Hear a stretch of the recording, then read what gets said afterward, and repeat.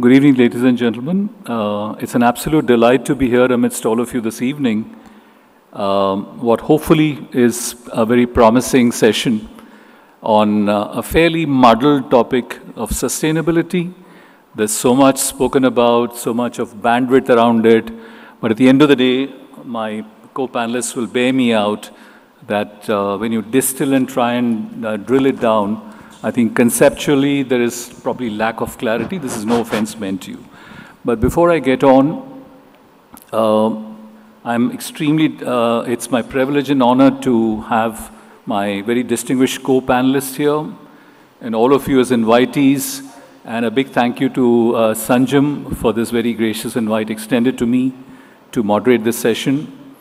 Mindful as I am that this is the very concluding session.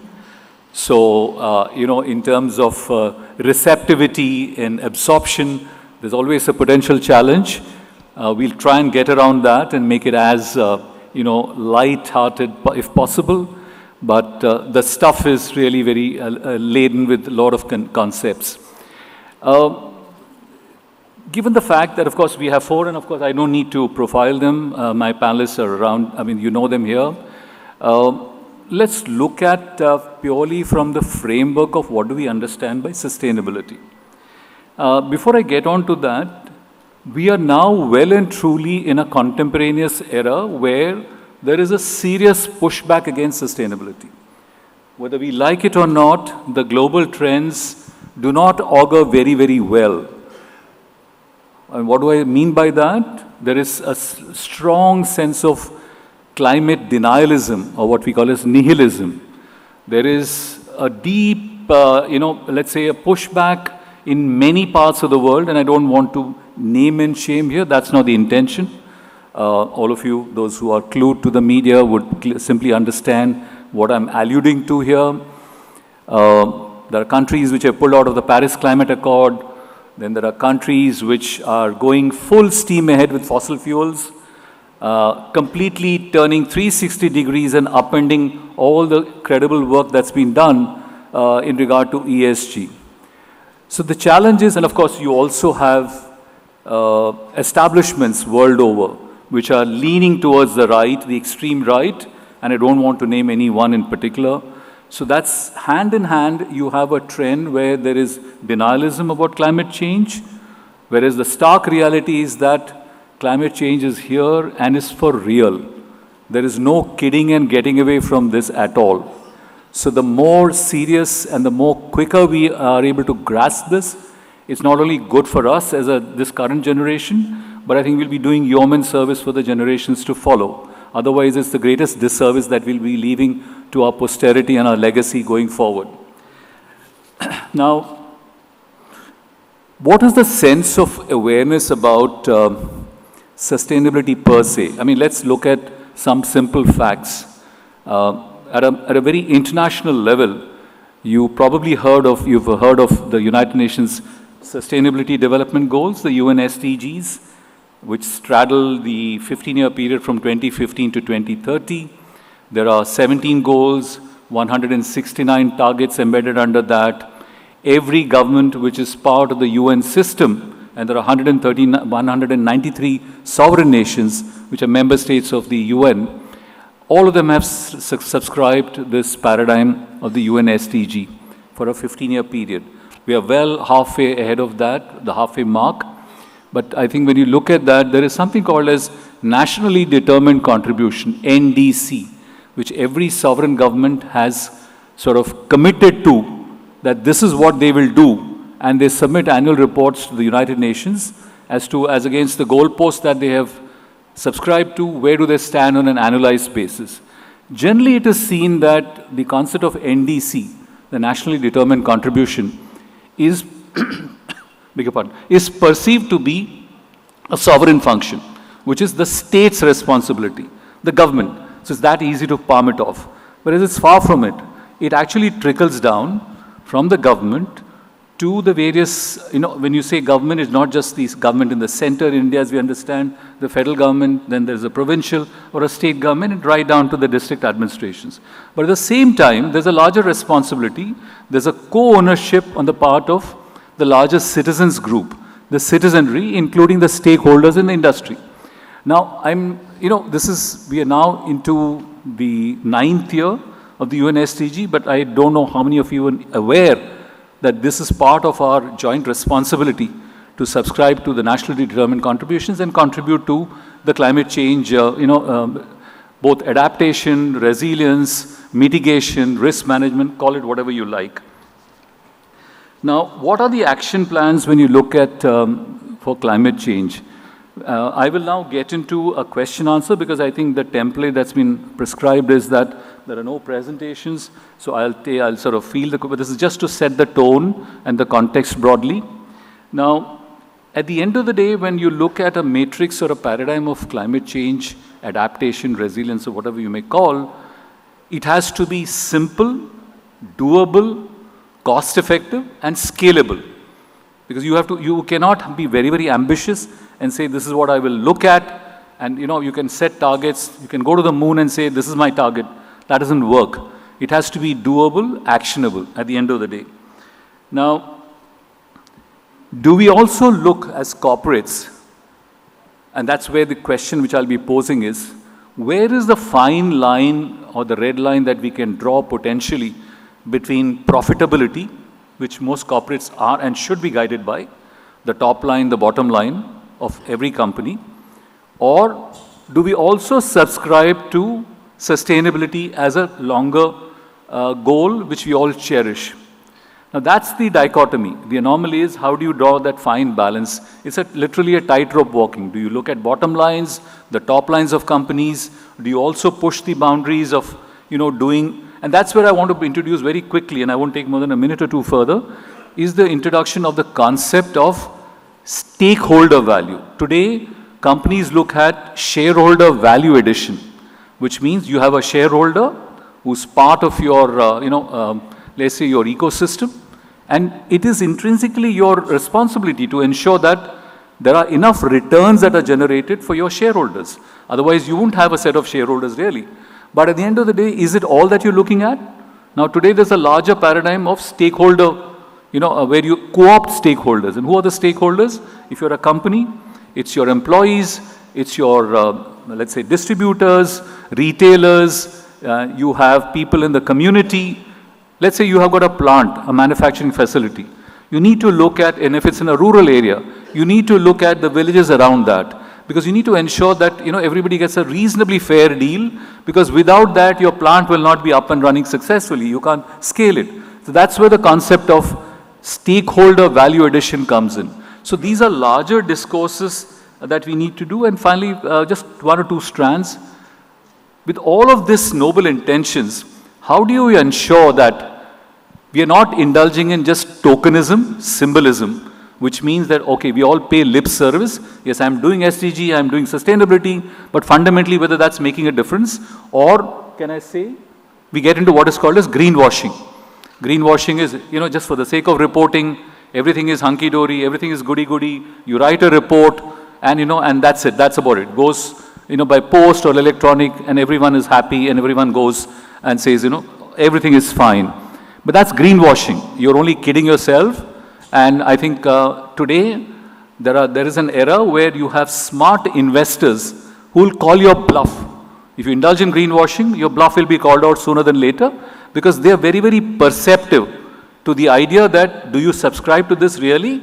And there are institutional investors, advisory firms, who have no hesitation in calling you out in an AGM, the annual general meeting, and say, what you're saying is plain BS, if I may pardon me for my saying, that this is plain BS that you're talking about.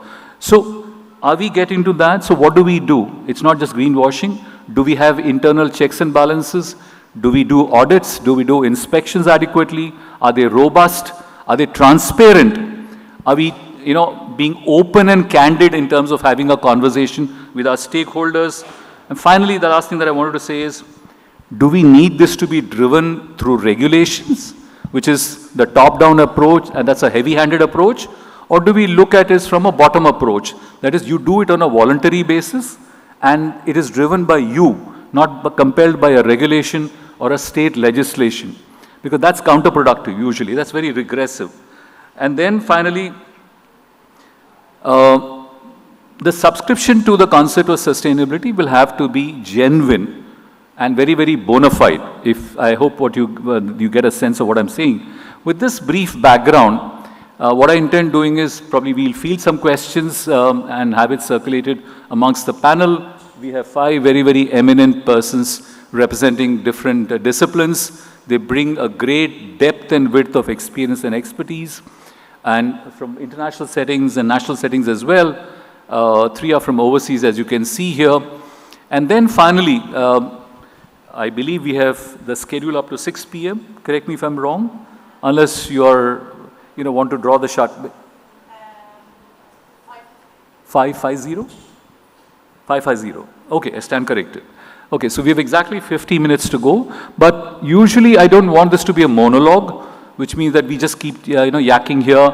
We want you to participate, engage. So the last 15 minutes, say at about 5:35 or so, or 5:40 thereabouts, we'll open the floor. Hopefully we can have 3 to 5 questions, and please raise. And I would much appreciate, not again for tokenism, if the ladies can come forward, field questions. I mean, that's the way forward. We become more interactive and engaging. With that, scene setting, let me go back to my seat, and then we can get on to the deliberations. Thank you so much.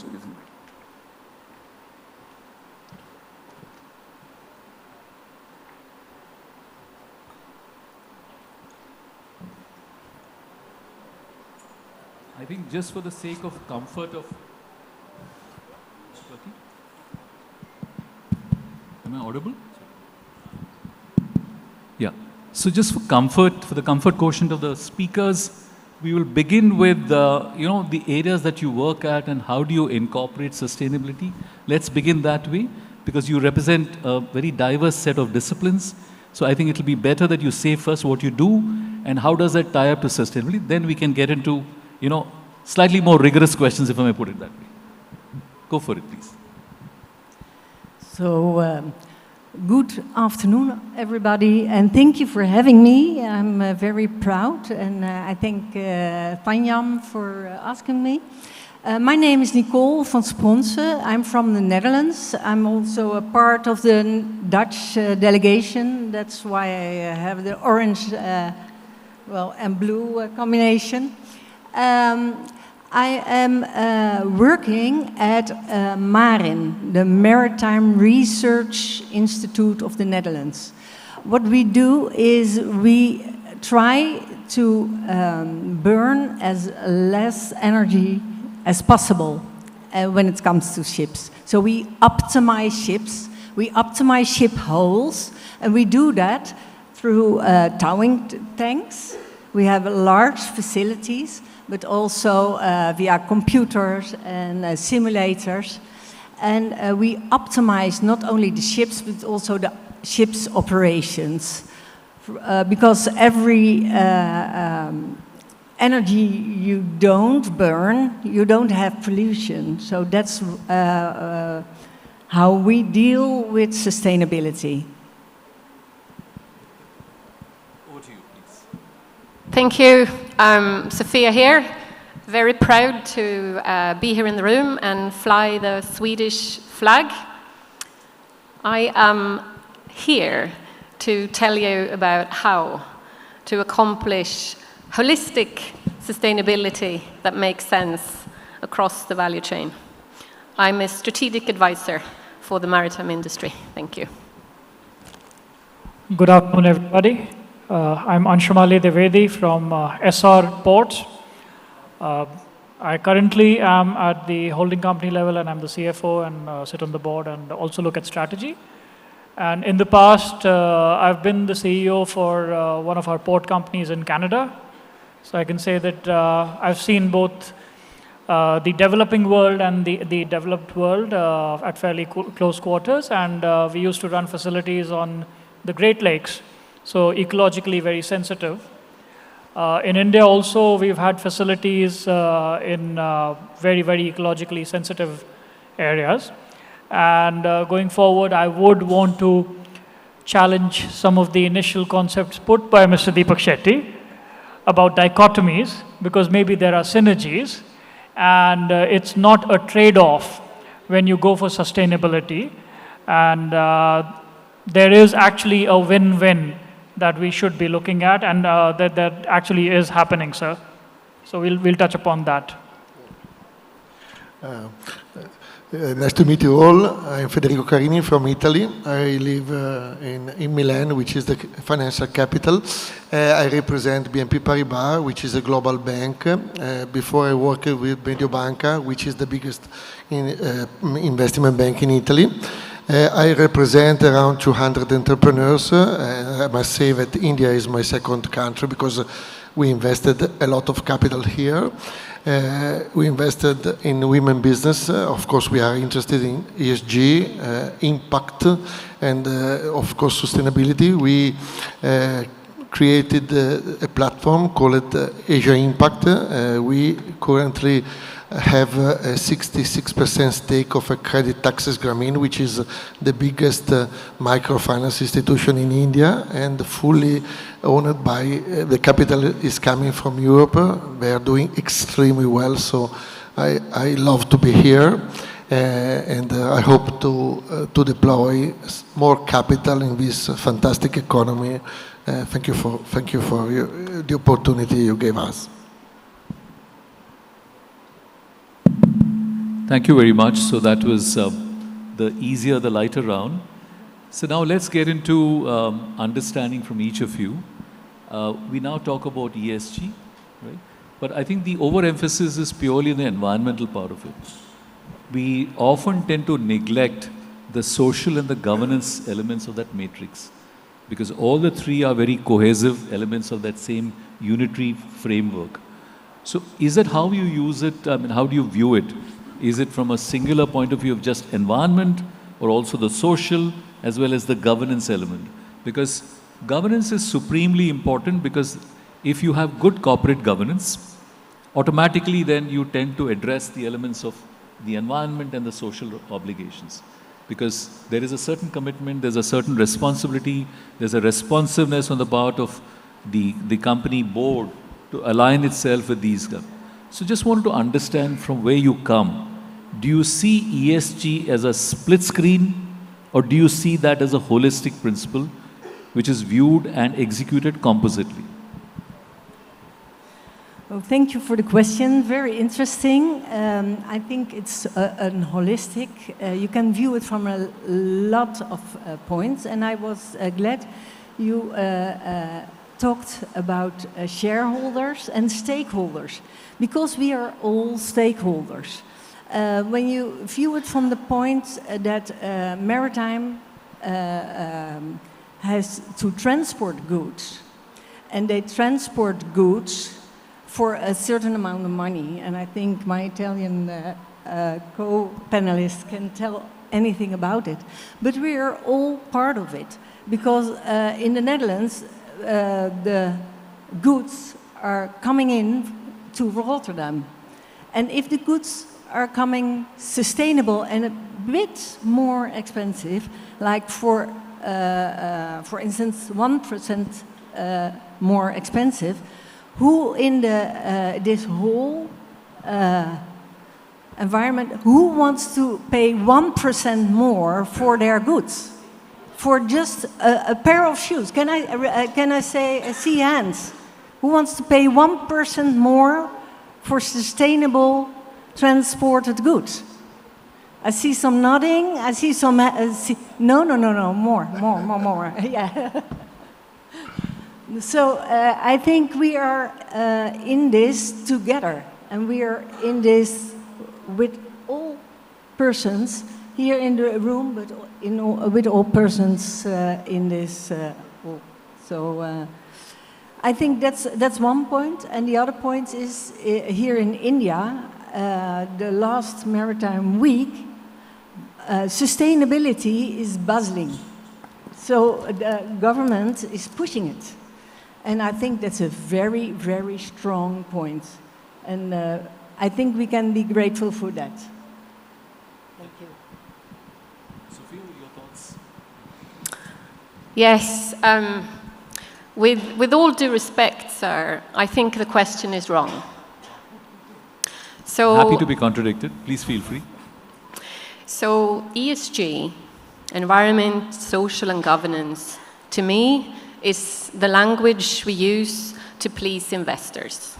And that in itself is not going to take us to sustainable impact. So I think we have to start with asking ourselves what sustainability is. And we're here to talk about sustainable value chains. What value chain are we talking about to begin with? Are we talking about all the services that are engaged from port to port? Are we looking at from production of an item to when it's finally consumed? Are we looking at the production and transfer of data in that regard? Are we looking at the building of a ship? What is the value chain, and who are we in the value chain?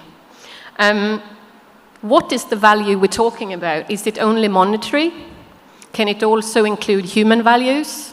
Can it also include natural values? And if I may, sir, and if I have the time, I would like to tell the audience 10 steps on how they can accomplish a sustainable value chain. May I? Would you like to know? So the first thing you need to do is you need to agree what sustainability is for you. You need to create a common language in your immediate network and preferably across your stakeholder environment so that you agree what you're talking about. You need to understand your place in that universe. You need to do your double materiality assessment. You need to know how you are impacting and how you are impacted by planetary health decline. You need to understand your opportunities and your risks, because there is a problem in the industry, and that is that the industry is extrapolating towards the future. What if globalization fragments and actually reverses? What if transatlantic cooperation eventually breaks down?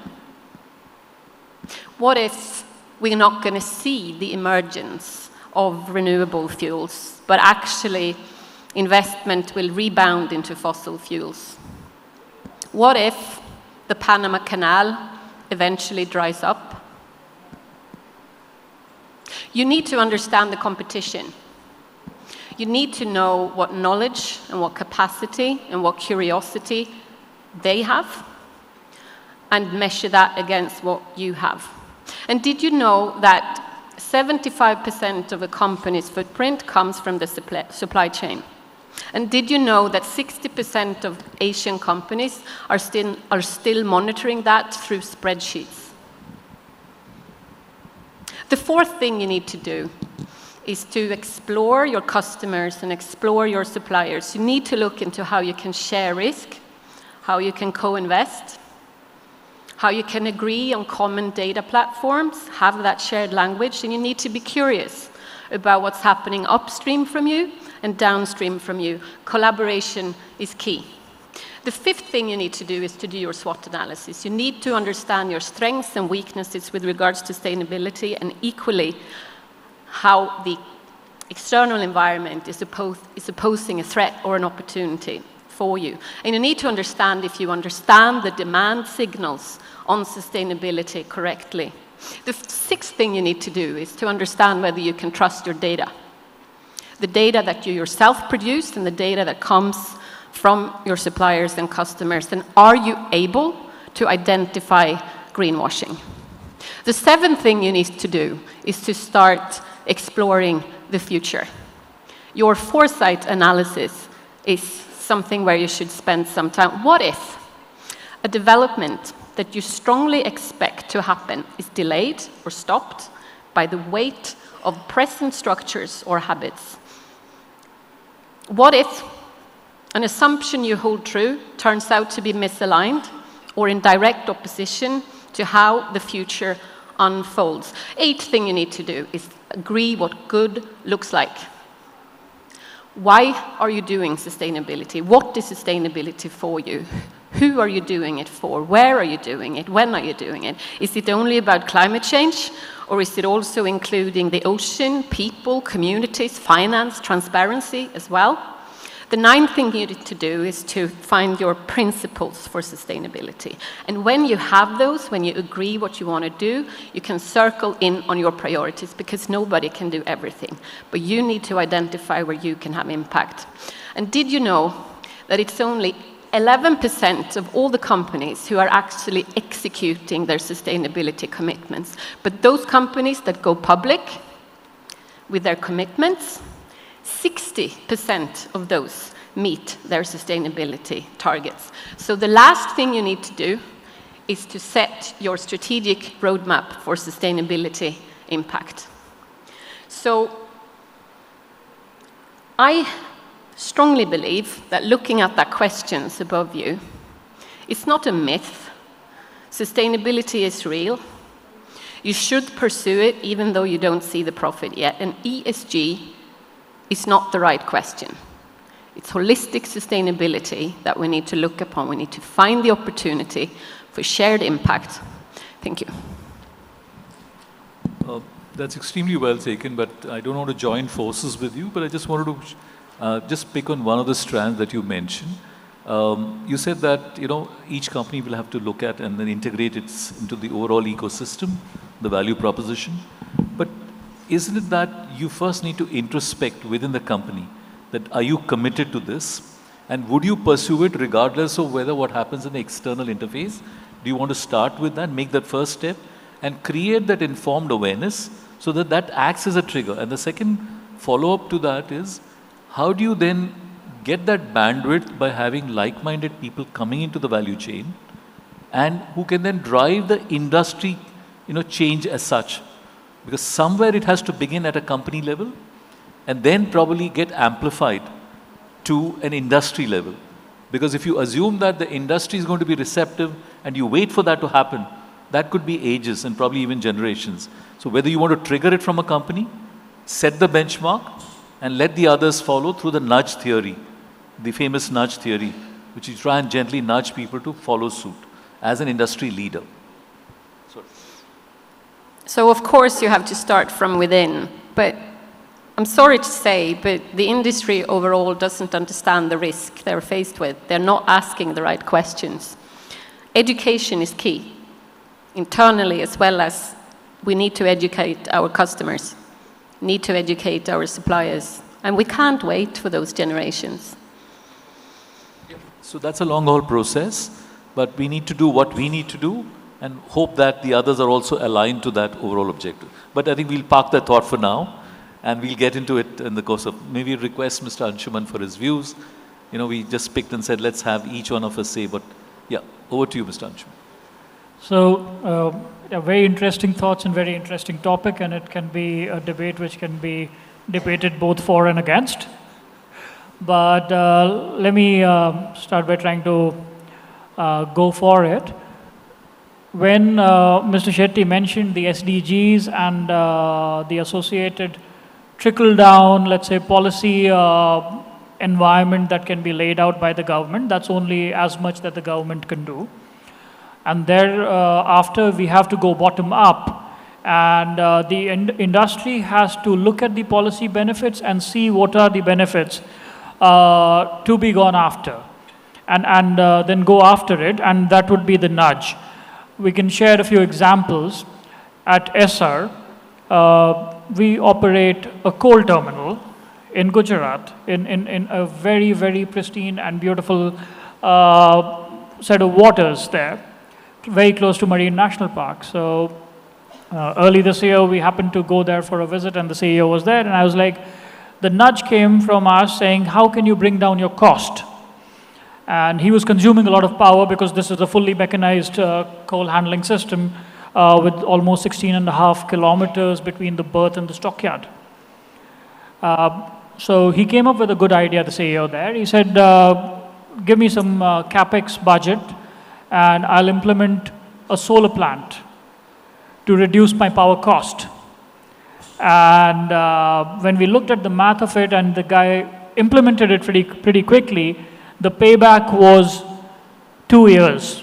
So within 2 years, the plant pays for itself, and his operating cost was going down significantly. He was cutting down his power bill by a third. And if you know, in India, we consume a lot of thermal power. So we burn a lot of coal. So that's one of the ways we could see sustainability in action, and it was profitable. It was not profitable. So that was one part of it. We happened to interact with some of the funding agencies, and without taking names, I can tell you that some of these development funding agencies as well now are coming up with green funding options which reward green investments. So that is a very good nudge for the industry, that your cost of capital is going to be significantly lower if you are going to be doing things in a greener manner. So the shoe would not be $1 more expensive. It'll be probably the same price, or the price can come down, and the company will actually be more profitable because the cost of capital has come down, and you are maybe making the shoe in a manner that is greener. In terms of governance that you were mentioning, the governance is slightly different. It is a must-have, and there are boundaries that have to be set around corporates. I've seen corporates in North America and how we act, and we push the boundaries. And in the emerging markets, we have to grow very fast, so we push the boundaries that ways. But unless you put boundaries and very strong guardrails around us, we will tend to push the boundaries. So governance is more compliance-driven as well, and those compliances need to be stronger. Social goals are spin-offs, and they come in multiple ways. In India, in an economy like India, job creation itself is a big social goal, and there was, for a very long period, a mindset in India that only the government could create jobs, but the high-quality jobs that are being created with India's economic growth from the private sector and the industry coming in, that's been fantastic, and that's allowed a lot of guys like us to come out of good campuses and work for the corporates and go international as well. That's just one of the benefits, but once these companies become global leaders and industry leaders and they create new standards, it is for the overall well-being of the community around it and the larger social footprint that has. So it's all interlinked but separate, and all of it needs to be pursued.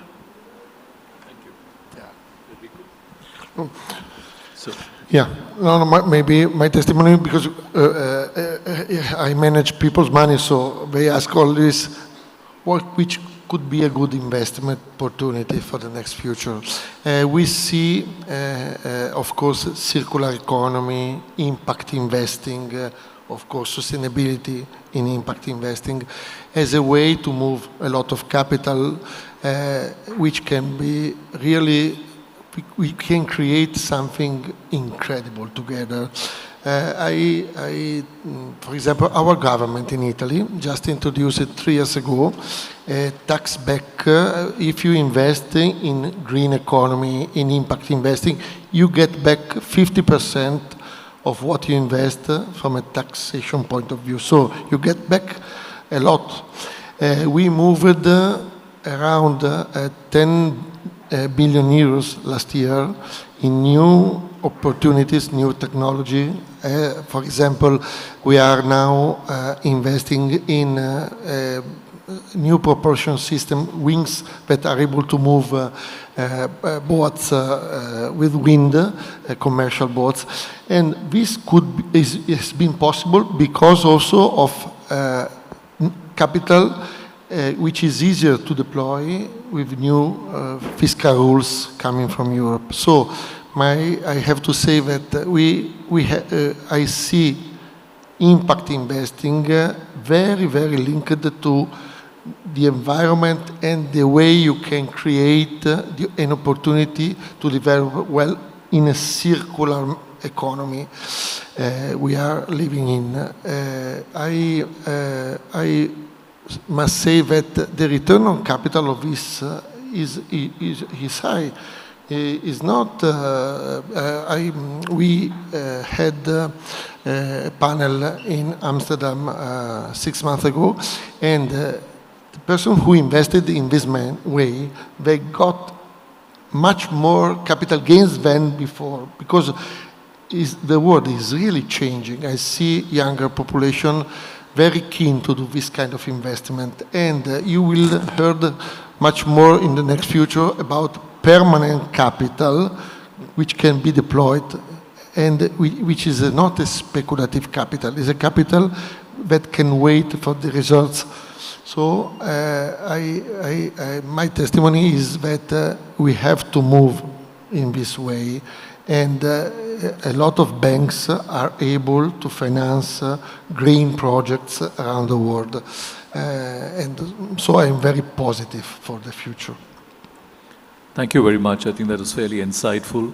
Let me move to the next round of questions, which is, in the overall international scenario today, when there is so much of regressive pushback against climate change, the denialism that I alluded to earlier, is there a very discouraging, demotivating element for companies? Is there a wrong message going around that this is not what you want to do and that it's not worth it?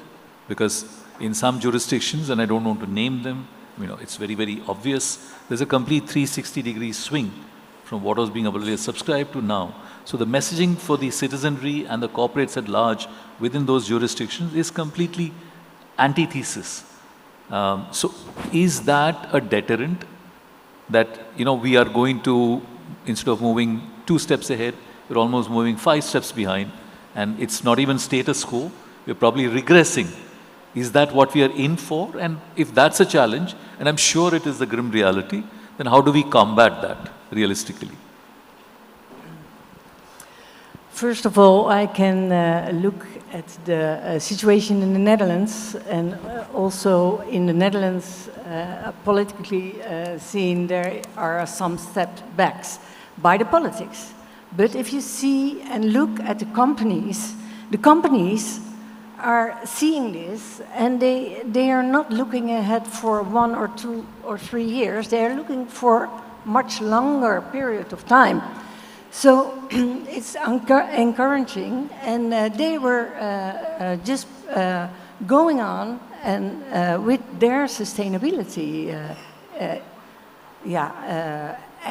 actions. So that's very encouraging. So that's what I see in the Netherlands, and I think it's happening in the rest of the world too. So politics are just for a short period of time, and we have to go for the long period. Thank you. Sofia? Yeah, that's a very good question there, and it's very unfortunate that sustainability has been so politicized, and it shouldn't be an option whether we believe in climate change or not, because it's true. So it shouldn't be a topic that we are disputing. And so I always come back to that knowledge is the key. And so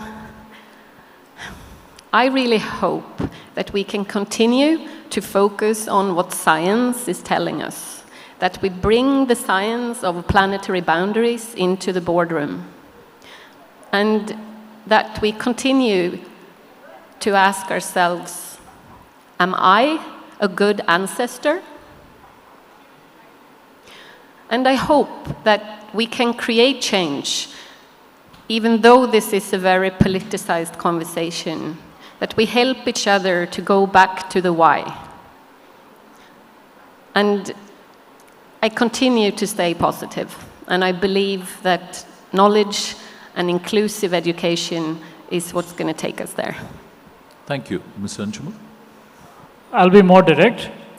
I think drill baby drill will have a shelf life. Sorry, come again? Drill baby drill will have a shelf life, and there is only a few more years to go. and change is coming. Yep. So that's the good news. Although I'm not wanting to get into the political discourse, I don't share the optimism, but be that as it may, please go for it. And global capital is free to flow. Now, why this has got limited shelf life is because capital is moving. With the SDGs and the targets, what is happening is that, let's say, I'll take an example of sustainable aviation fuel.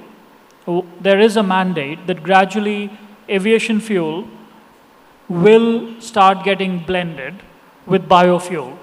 And they're starting with 2% going up to 10% in a phased manner. Now, what is happening is investment is already happening to catch up with the demand. And that investment is happening in different pockets. So somebody like Essar is investing in a biorefinery in India where they'll be probably bringing in raw material and feedstock from Southeast Asia and processing it for Europe and UK.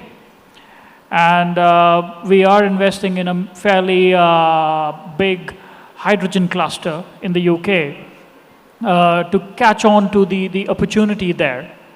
So capital will find its way, and there's a lot of opportunity in the green transition that's happening. So there is a lot of focus on energy transition.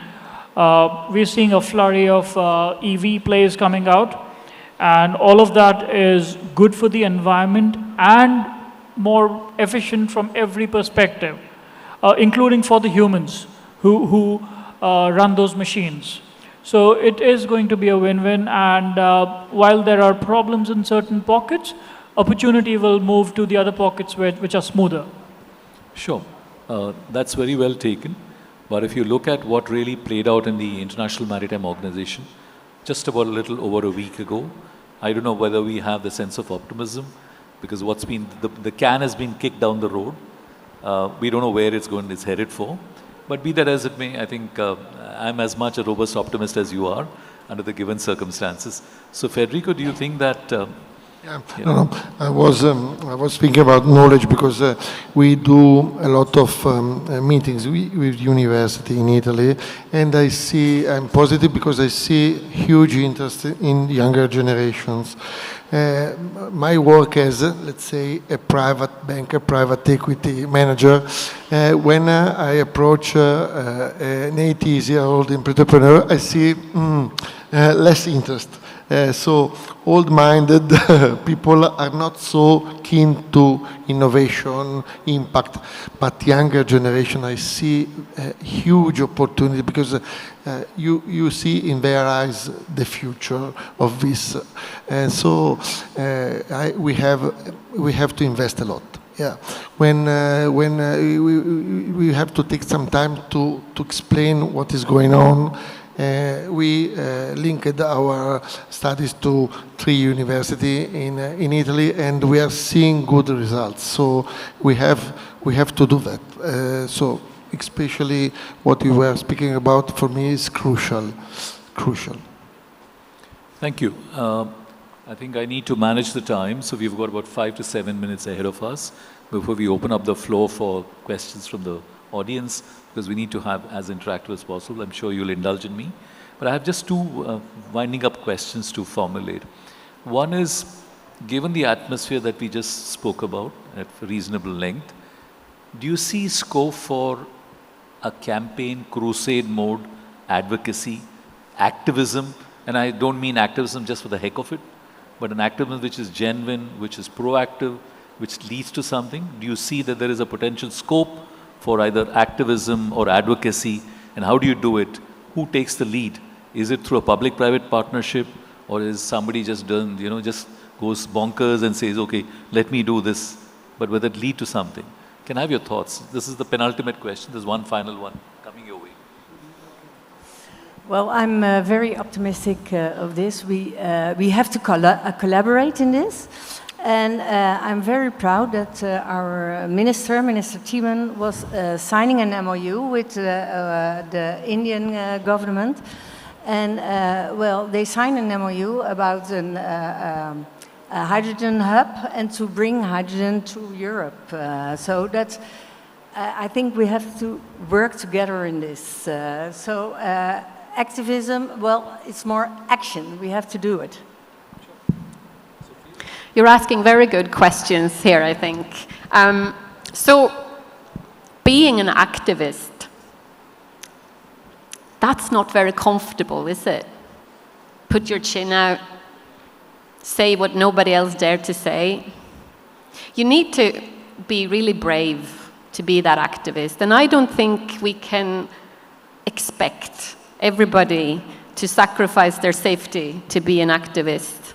So, I want to spin it a little bit around, because we can all be activists without sacrificing our safety. And that is to look in that fabric of maritime trade. Where can you and I share risk and reward? Where can we find new pathways for innovation, for new value creation, while at the same time not forgetting that we only have one planet? So I think you can all be activists, but you don't have to sacrifice your safety. Look at opportunities where you can share risk and reward. Your thoughts?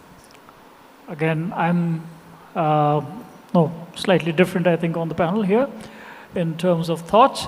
So I would be more of a supporter of action rather than activism, because activism these days goes more towards scaremongering, while action is what is needed. And if we can act on what we are thinking, I don't think that much of activism would be needed. And there's a lot of propaganda that goes around as well, which can be done without. And if we can incentivize action, you will see real change rather than a lot of fanfare about a very small movement. Thank you. When I meant activism, it was not just activism for the heck of it, which is not to earn brownie points. And we have, of course, a plethora, an army of activists perceived to be the climate change warriors, but they're anything but that. They're only for the optics. But I meant is substantive. How do you nudge that change? It's become a business model. Yeah, it's a business model, for sure. And there are n number of, pardon me for saying that, Federico, there are a number of investors who are willing to back these for the purpose of driving an agenda. So you will be surprised. At times, there are extortion models built around them. And these are like much more sophisticated extortion models, where there is an expectation of you to fund a certain movement. Otherwise, there will be protests. And I'm talking not just of geographies like India. I'm talking of the West. Wherever you go set up a port, suddenly fishermen will arrive, and they've not been fishing there for decades or ever. But they will come with their fishing nets. And there'll be hundreds of boats at a time, unless you pay them off. Sure. Well, Federico? Yeah, no, you have to act. So when you invest, you make a decision. So of course, the impact you produce, you see immediately. For example, in 2000, Italy had only 7% of the energy produced by was renewable energy. Now 45%. Imagine, in just a matter of 25 years. So if you want, you can do. This is what I leave to the new generation. I don't like the word no. It's unfeasible. No, it's feasible. Yes. And the impact you can produce is very, very important. So investing in the right technologies can help develop a new way of treating the planet. And when I see, for example, how easy it is to install solar panels on the factories, it's stupid. It's a no-brainer. But in 2000, in Italy, only 5% of our factories had solar panels on the roof, and now around 80%, which is incredible. So,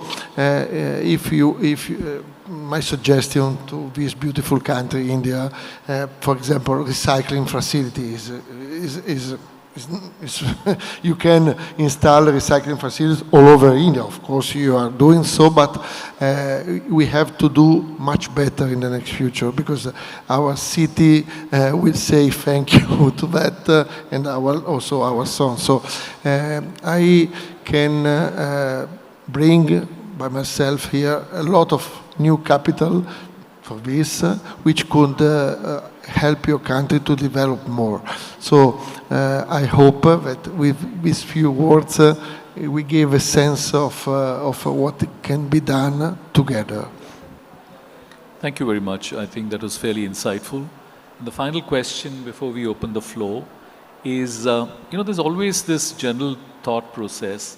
What is in it for me that I need to, subscribe to this? That's off. What is it in for me? If you say climate change, what is it that I benefit out of that? Because everybody is looking at a cost-benefit analysis. So what is in it for me, if I may use the word quote and unquote. So in that context, would you look at what is your wish list for the government to do to try and nudge and shape public policies to ensure that there is a reasonable incentive and as well as disincentive? There are some carrots, there are some sticks, because at the end of the day, you have to apply that fine balance between a carrot and a stick, so an incentive and a disincentive. Is that the way forward to get over this belief that what is in it for me? What does it take for me to bite into this proposition? How do I buy into this? Well, thank you for this question. What's in it for me starts with we all have children, nephews. We all have a future. So that's in it for me, but also for you. And what can the government do? What can we all do? It starts with awareness.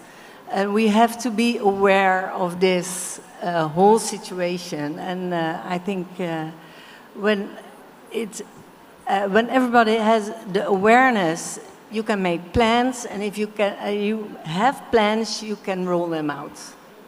I think that's the short question. Sofia? Yeah, I'm sitting here thinking what smart thing I can say to this question.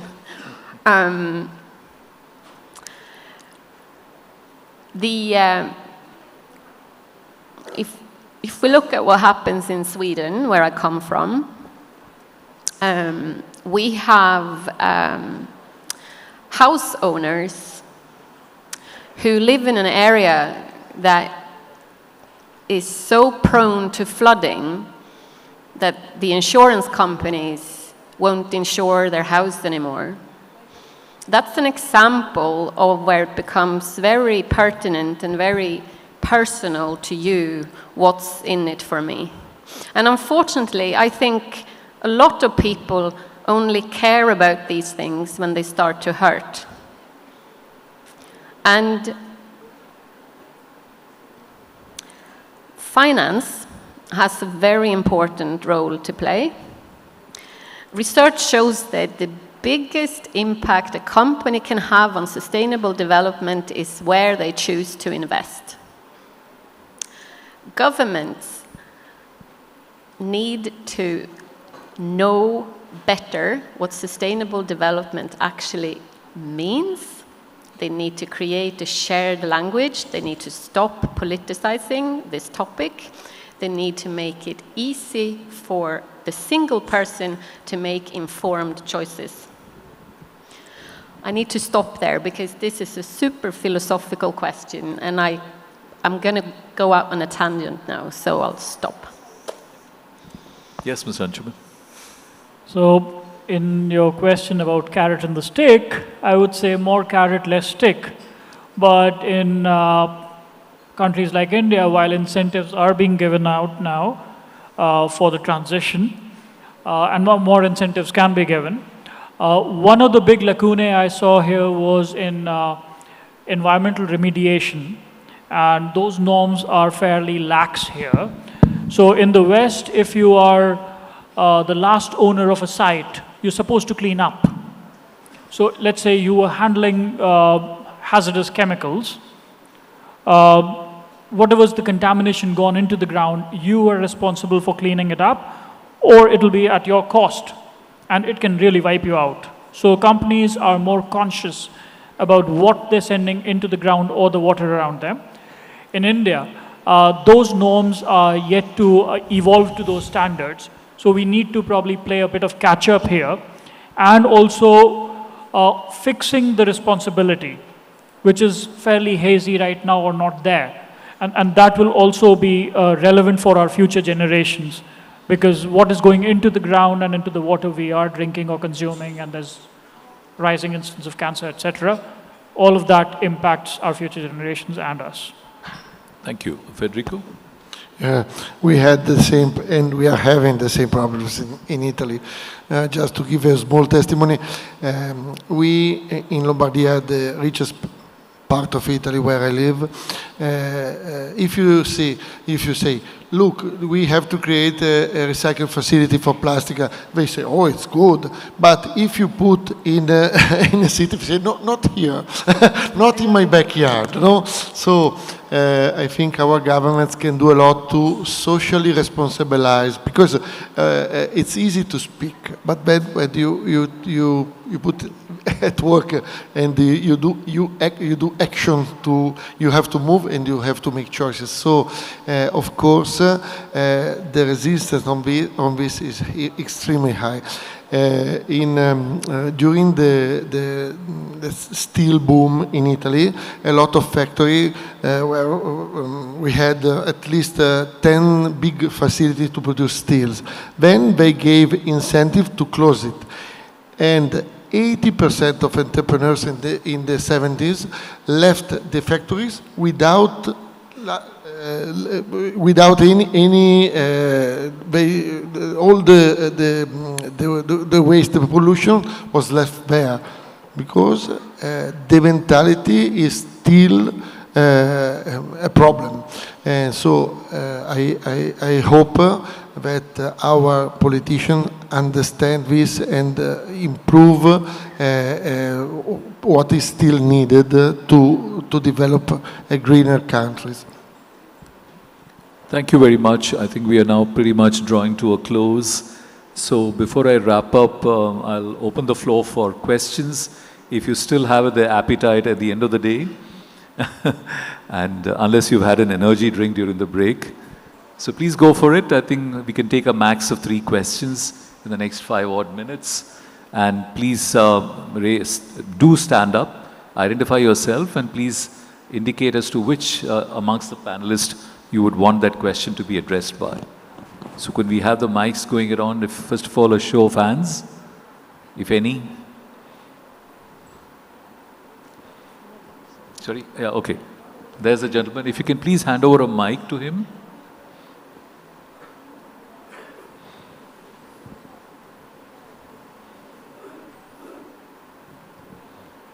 My question is for Mr. Dwivedi.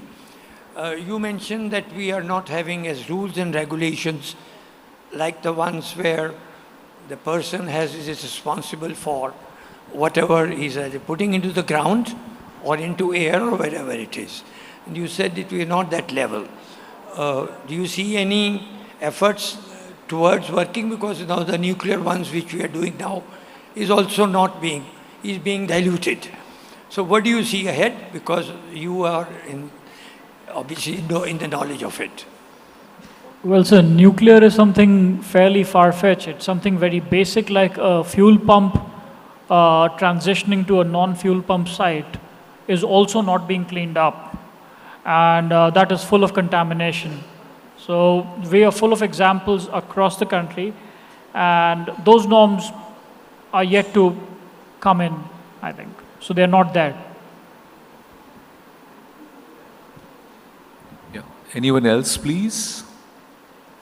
Please don't hesitate. Yeah, I think there's a lady there. That's very encouraging to have a lady ask, by all means. Please identify yourself. I'm Catherine Logie from One Ocean. A question for Sofia, or the panel. Sofia mentioned the importance of companies sharing risk and reward I'd love to know of some examples where you see this working in practice, please. Thank you for the question, Catherine. One good example can be seen in Norway, where you have shipping companies partnering with energy companies, partnering with fish farms, for example, where they are, in this particular case, they are co-investing in a plant for green ammonia, where you have residual heat that is used for a fish farm, and you have multiple kind of users of that energy, etc., etc. We have another example in the Kingdom of Denmark, where we have the pork industry collaborating with the aviation, freight, and shipping industry to co-invest in a plant for green ammonia. So those are kind of examples where they are looking at, I mean, really big asset investments, where they look at how can we share that risk. And so I think for the green transition in shipping, we need to see more of that curiosity, looking upstream and downstream and across where you are, and be curious about where can we, you know, what can we do together? How can we lower our risk? Thank you, Sofia, but I'm just reminded, just to pick a nuance from that, these success stories which have got generated, I think it is so critical that they are all amplified. You know, then that's spoken about in the media, by the governments, by the communities, by the industry, because these are then exemplars who then would trigger, hopefully, the others to possibly follow. But often it happens that these stories get submerged. It's all buried. There is no amplification of that. So I think it's a pity, while these are stellar cases, case studies, but I think it's also equally important that you need to sort of propagate that and have messaging done. Very good point, and I would say to all of you who are engaging in doing the world's first, doing pilots out there, you have a responsibility to share that insight, you know? Why should the next company go through the same errors that you did? Look at, you know, hang on, maybe we can share something, and maybe we can create a shared language, shared standard. The maritime industry has a history of being secretive, not sharing, and that's a barrier for innovation. Thank you. I think it's just about time for a final question, if there's any. There's another lady over there, right at the back. If you can kindly stand up, ma'am, and so that the mic can be passed on to you.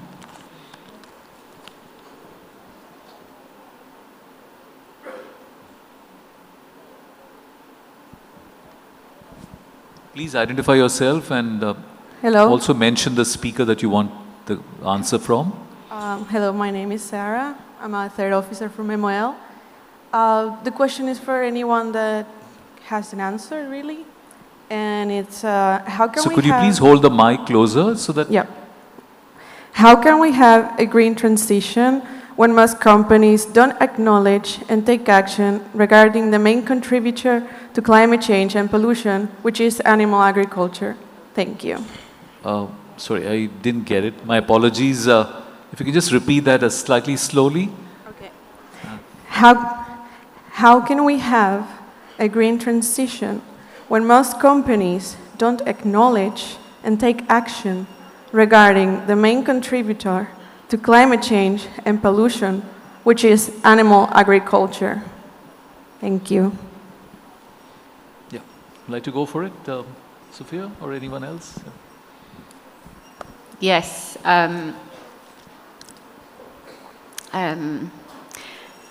If I understood your question correctly, is that the companies themselves are not pursuing action. Is that correct? So there is a term for those employees who drive change from within the company. It's called to be an intrapreneur. And I talked about activism before, and being an intrapreneur also takes a bit of courage. But having worked with management teams and board of directors, I know that they want to be responsible, they just don't have the knowledge. They don't. They ask very stupid questions sometimes. They do. And so, if you know something that they need to know, bring it on. Have the courage. And if they don't want to listen to you, you have an option to go somewhere else and have impact there. Everybody should have an opportunity to have impact. And if you're not supported where you currently are, go somewhere else. Thank you. I think that's as blunt as it can get to be. But I think we're not here for the very palatable, and charitable answers really, but because these are serious issues. So just to wrap up, you've been a very attentive audience, so thank you, much appreciated. Just my final thoughts. I would look at a triangulation of collective action efforts, although this is, too optimal, too, let's say, too, simplistic. But I would assume that the government, for instance, will have to adopt the nudge theory if they want to drive change at a macro level, because there must be this perception and realization on the part of the governments, be they the federal government, the provincial governments, the local governments, whatever they be, that they need to be the ones who need to lead and drive the change, and essentially using the famous nudge theory propagated by the famous economist Richard Thaler, which went on to win the Nobel Prize in 2018, which simplistically translates to the fact that every public policy is an instrument of state policy to drive a change through a nudge process, not the hard way, essentially through a soft power approach, through incentives, disincentives. The second is where you need captains of the industry to understand and appreciate that this is for real. We are not kidding ourselves. Climate change is here and it is right at our doorstep. So there is no kicking the can and saying that this is something that we'll do when a crisis emerges. The third is you need to co-opt the community. You need to bring the community into the fold so that they are participating in an inclusive approach and they're part of a decision-making process, so that everyone feels involved, so that there is a sense of belonging and the sense of co-ownership to this entire process. It's a tall order, it's too much of an ask, but that's how we need to go about it. So many, many thanks. And at the outset, I would like to express my personal gratitude to all my fellow panelists for a wonderful and a very perceptive response. I hope they found it as engaging and productive as it was personally for me. Many thanks to you, and please join me in giving them a round of applause. And also a round of applause to all of you for being an extremely patient and attentive audience at 6 o'clock in the evening. And I think kudos to all of you. With this, we'll wrap the panel, and I'll hand over the mic to the organizers. Thank you so much.